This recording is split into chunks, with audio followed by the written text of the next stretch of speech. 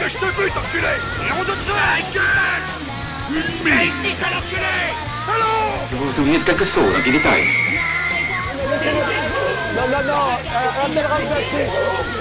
Salut tout le monde, et aujourd'hui c'est vendredi, jour du poisson et de Patrick Sabatier. Salut, c'est Patrick Sabatier. Et sans plus tarder, enchaînons sur le sommaire avec au programme aujourd'hui des X-Men pétulants, du vintage alléchant. Et moi je vous parlerai du Strange 151 qui a la particularité d'avoir un truc badass et balèze que bien peu de personnes ont certainement vu. Et je vous promets du plaisir. Pas de fausses promesses que tu pourras pas tenir mon grand, je ne suis pas Maria Magdalena. Vous vous souvenez de ce tube de 1985 chanté par la chanteuse allemande Sandra? Et je l'ai vu dernièrement, elle a pris cher hein. Eh oui, c'est comme ça. Allez, envoyez le crin-crin. C'est l'esprit bourgeonnant de pensée éclatante que je vous présente ma lecture de la semaine consacrée à mes super-héros préférés, les nouveaux X-Men. L'intégrale Panini 1975-1976 regroupe 9 épisodes des élèves de Xavier, à commencer par le premier Giant Size X-Men qui marque un tournant dans la carrière des pétulants mutants puisqu'il fait la transition entre l'ancienne et la nouvelle équipe. Répète! Ce récit, dont la teneur en vitamine C et B1 n'est plus inventée, sert d'introduction à la nouvelle équipe. Le reste de l'album Panini réunit les épisodes 94 à 102 de la série Uncanny X-Men. Cet ouvrage est précieux car on peut enfin lire dans une chronologie normale les aventures de nos mutants préférés. Et pourquoi tu dis ça ma gueule? Parce que Lug a foutu un bordel pas possible dans la diffusion des épisodes dans Special Strange. Le Giant Size X-Men numéro 1 de mai 1975 n'est apparu que tardivement dans Special Strange. En effet, il faut attendre le Special Strange numéro 24 de juin 1981. D'ailleurs la couverture titre Les origines des X-Men. Ouais, et arrêtons-nous un instant sur cet épisode si vous le voulez bien, et même si vous ne le voulez pas, pour faire la comparaison entre l'original et les publications lugiennes. Ouais je veux bien. Une fois n'est pas coutume, la maison lyonnaise a sabré certains éléments de l'histoire. Quand vous y allez, Si aucune case n'a été supprimée, les modifications des dessins sont assez nombreux. Genre? À commencer par les onomatopées. Lors du lynchage de Diablo par des villageois allemands dignes de supporters de foot, la violence des coups est effacée par Lug, tout comme les impacts. Il en est de même avec Serval qui tranche la cravate de son supérieur hiérarchique. En enlevant le mouvement, l'impact et l'onomatopée du dessin, Lug transforme la scène en une image aussi insipide qu'une salade végétarienne, voire végane. Ce même Serval qui, à la page 25 du Special Strange, massacre un crabe géant sur l'île Krakoa. Pas d'onomatopée pour marquer la violence de son attaque, mais l'effacement ou l'atténuation de certains éléments jugés choquants est surtout remarquable dans l'île mutante de Krakoa, qui perd de son aspect effrayant dans les publications Lug.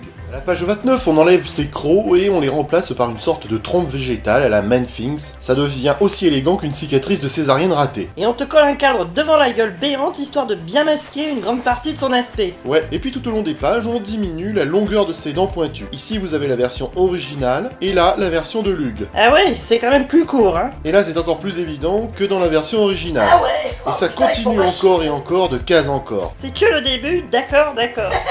Elle est bonne celle-là.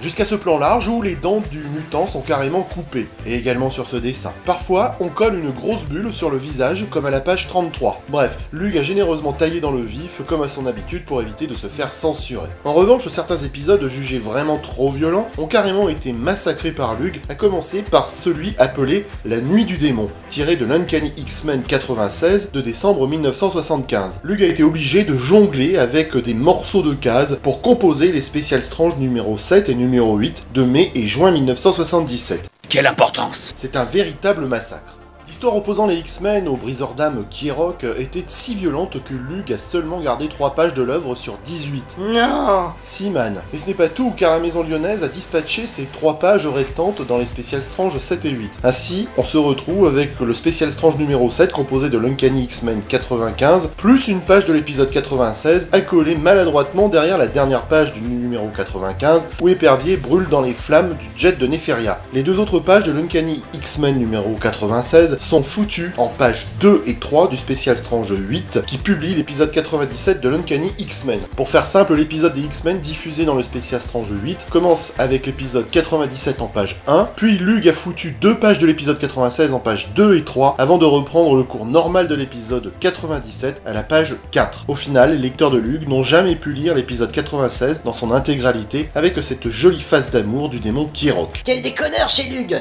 Ils ont le sens du scrapbooking quand même hein. Voilà pourquoi je vous conseille de lire l'album Panini qui est complet et qui retrace la fabuleuse épopée commençante des X-Men opposés à Krakoa, la bagarre contre les Animens de Neferia, la mort d'Épervier, Vous avez tous les jours des gens qui meurent. la baston contre Éric le Rouge, mais également contre les Sentinelles, le sacrifice de Jean Grey renaissant en Phénix, et même la terrible bataille contre le Fléau et Black Tom Cassidy. Un vrai régal à lire et à relire sans modération.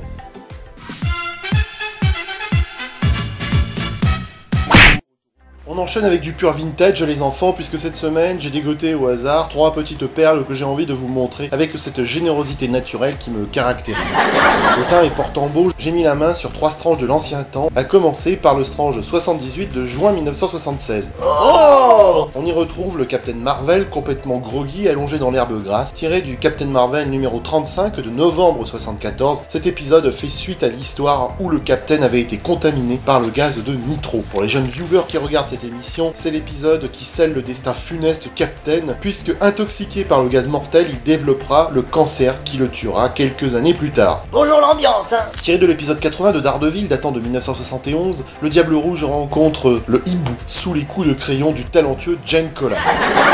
Iron Man a du mal à en découdre avec MODOK, qui dans cet épisode a encore un corps humanoïde. Le récit est tiré d'Iron Man 75 de juin 1975. Spider-Man n'est pas très en veine non plus, avec un super vilain aussi pitoyable que grotesque, le kangourou. Si, ils ont osé le faire. Un Australien étudiant les kangourous est soudainement devenu comme eux. Ce même kangourou que l'on voit sur la couverture, silhouette carrée et nonchalante de trappeur trapu trappant très peu. La fin du magazine nous montre 5 pages d'une aventure des Fantastiques datant de 1965 et tirée du Strange Tale 132, appelé Human Torch and the Think, un ovni dans ce Strange dont les dessins dépareillent avec le reste de la revue, comme un ouvrier le serait au congrès de la CGT. Et puis on m'a offert les Strange 86 et 96 datant respectivement de février et mars 1977. Captain Marvel affronte Drax le Destructeur dans un épisode datant de 1976 et tiré du Captain Marvel 43. On retrouve aussi Daredevil, toujours aussi bien dessiné par Jen Collan, Iron Man dans un épisode aussi insipide qu'un frigo vide béant sur rien, et l'araignée aux prises avec le Docteur Octopus. Cet épisode tiré de Amazing Spider-Man numéro 89 d'octobre 1970 m'a fait bondir quand j'ai vu cette image. Bah pourquoi? Ça ne vous dit rien? Ah si, elle a été reprise pour la couverture de l'album numéro 9 de l'araignée datant de 1980. Ils sont pas fait chier chez lui, hein? D'autant que les histoires de l'album n'avaient rien à voir puisqu'elles dataient de 1963 et 1964. Et attendez, je profite de l'occasion pour faire une digression à ce Oh, sujet. une autre fois Vous sinon! vous souvenez que dans le dernier mag, j'avais dit que Stan Lee s'était trompé en faisant appeler Spider-Man Superman par le Dr Octopus dans Amazing Spider-Man 3. Et ben Lug n'a pas corrigé l'erreur dans l'album numéro 9 de l'araignée, et si vous ne me croyez pas, allez regarder à la page 9. C'est saisissant. Oh les blaireaux! Non! Mais c'est vraiment des monumentaux baltringues, hein! C'est clair. Bon, voilà, je referme la parenthèse pour revenir à mes Strange. Le numéro 96 était censé avoir un poster, c'est écrit là, hein, sur la couverture. Et j'avais jamais vu que t'avais des gros doigts! Eh bien, il n'était plus dedans, mais je m'en tape car ce poster, je le possède. Ah bon? Oui, c'est le poster de Jane et de Reed Richards que je vous montre ici. On me l'a offert l'année dernière. Il est joli! Ouais, je le kiffe grave. Mais ce que je préfère avant tout, ce sont tes gros doigts. Ah bah merci, c'est gentil. Le Strange 87 regroupe aussi les fades et indigents épisodes du Captain Marvel, de Daredevil et d'Iron Man. Mais c'est l'épisode de l'araignée qui mérite le détour. Tiré de l'Amazing Spider-Man numéro 89 d'octobre 1970, outre le fait que le Dr Octopus est encore présent dans cet épisode, on y voit la mort du Captain Stacy, le père de Gwen. Le final est hautement lyrique et mythique pour les fans de Spider-Man. Pour en terminer avec ce Strange 87, avez-vous remarqué qu'on fait apparaître le nez et la bouche de Peter Parker sur cette couverture colorée et exaltante? Mais on s'en fout!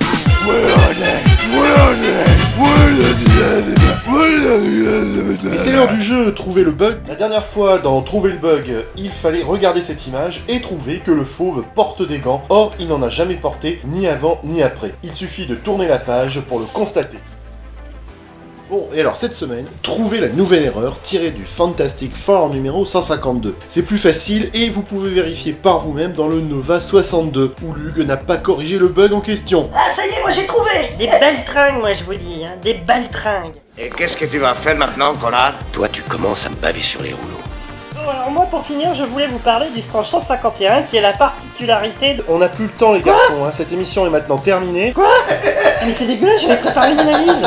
Mais en fait, Je vous remercie de votre fidélité hebdomadaire et de vos soutiens chaleureux. Merci 1000 fois. On se retrouve très prochainement pour un nouveau mag. Salut les geeks. Ah non mais c'est dégueulasse hein. Enfoiré. Philippe, je sais où tu te caches. Viens ici que je te bute, enculé. Ta gueule. Viens ici, sale enculé. Salaud.